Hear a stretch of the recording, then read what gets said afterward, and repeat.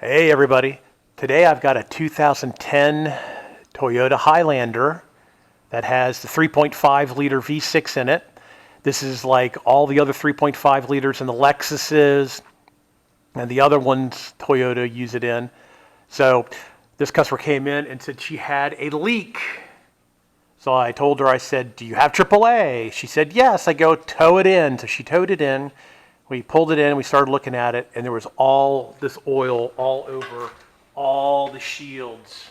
I'm like, where is this oil coming from? So when you look underneath here, there is the oil cooler up here, and then you have these lines that run down that go to the oil filter housing.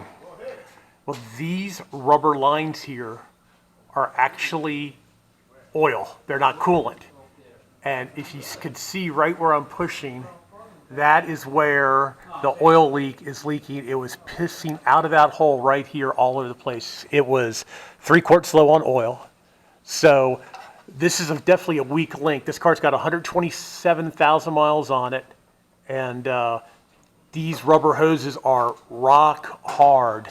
So we called Toyota and they have changed the design. The new design are metal pipes. There's the part number. You always want to double check your part number, make sure that this is the right part number, and the 2 gaskets. So that is the repair for this car. Luckily she didn't run it out of oil. And we'll put this assembly on, clean everything up, fill up the oil, and we will take care of the oil leak on this Toyota. So if you have one of these Toyotas that have 100,000 miles on, you might want to think about changing these before they go bad. It's definitely a weak link and it will destroy your engine if you run them low on oil. All right, everybody. Thanks for watching. Please subscribe. Give me a thumbs up if you like the videos.